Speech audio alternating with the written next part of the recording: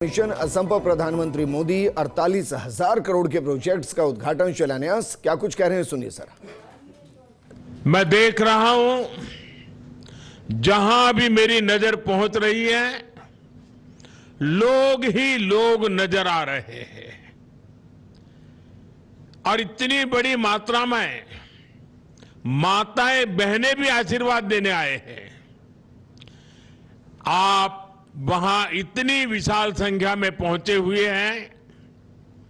आपका ये प्यार मुझ पर कर्ज की तरह है और मेरा हमेशा प्रयास रहा है कि इस कर्ज को मैं आपकी सेवा करके चुकाऊं, इस क्षेत्र का विकास करके चुकाऊं। साथियों, अभी कुछ सप्ताह पहले मैं गुवाहाटी में था।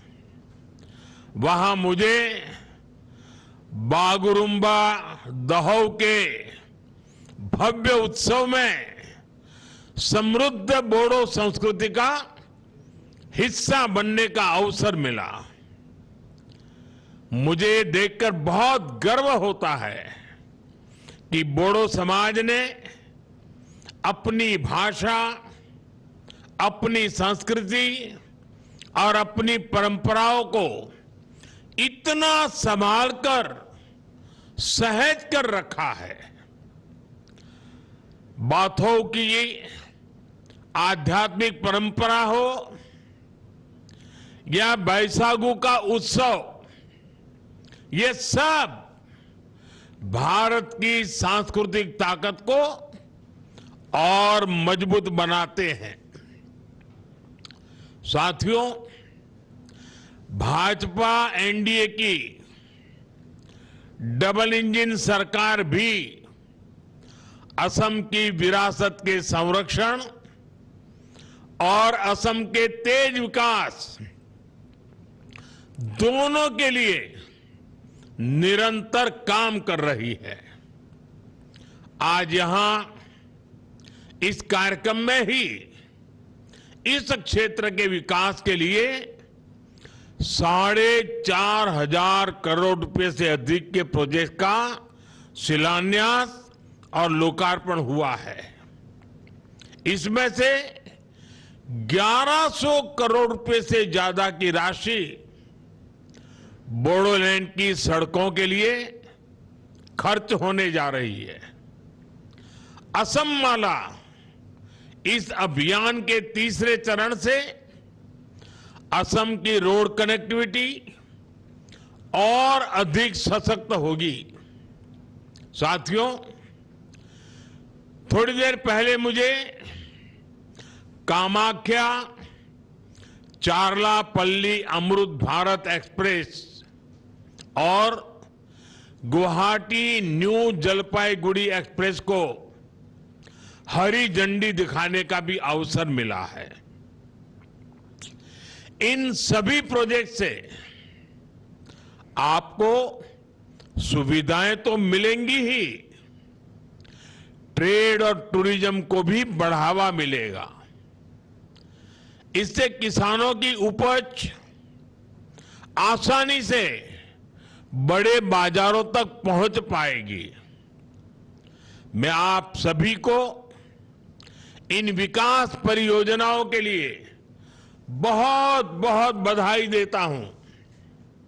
साथियों, कोकराझार सहित इस पूरे क्षेत्र ने बीते दशकों में बहुत कुछ सहा था, बहुत कुछ खोया था।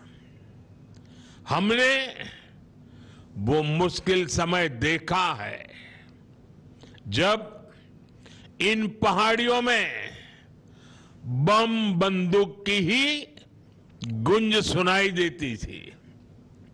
लेकिन आज ये तस्वीर बदल रही है।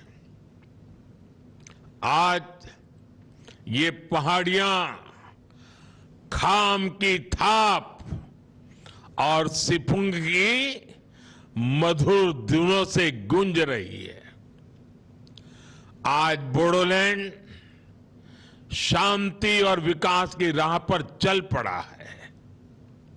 आज असम शांति और विकास का नया अध्याय लिख रहा है।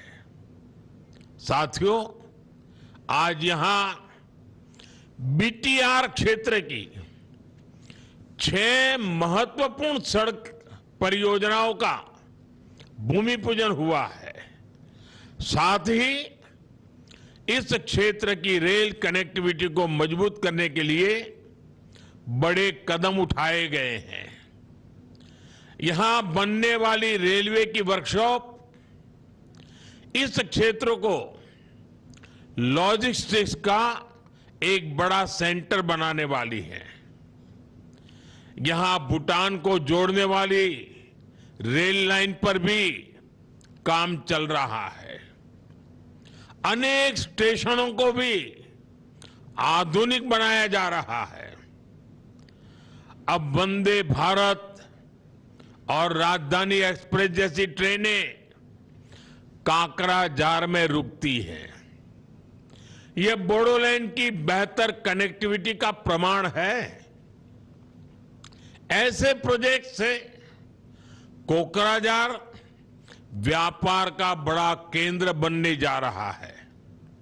साथियों, मैं हागरामा मोहिलारी जी की टीम को, हेमंता जी की पूरी टीम को विकास के इन कामों के लिए बहुत बहुत बधाई देता हूं। साथियों, दशकों तक बोडोलैंड का ये क्षेत्र कांग्रेस के विश्वासघात का साक्षी रहा है। बोडोलैंड की अनेक पीढ़ियों को कांग्रेस ने झूठे सपनों में उलझाए रखा। दिल्ली में बैठी कांग्रेस की सरकारों ने सिर्फ दिखावे के लिए कागजी समझौते किए।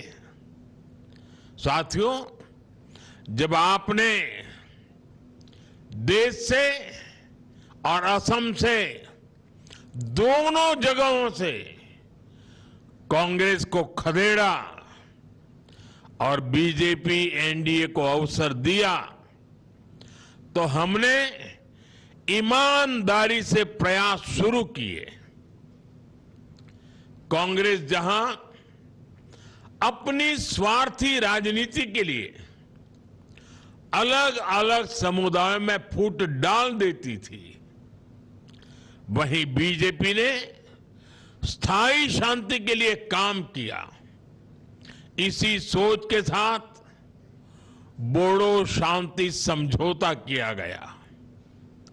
इस समझौते में पहली बार सभी प्रमुख संगठनों और समूहों को एक साथ लाया गया।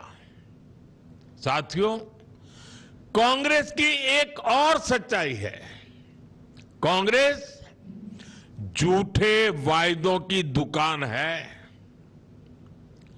और एक झूठे वायदे के साथ 4 सुपर झूठ गिफ्ट में देती है, क्योंकि उन वायदों को पूरा करने का कांग्रेस का इरादा ही नहीं होता।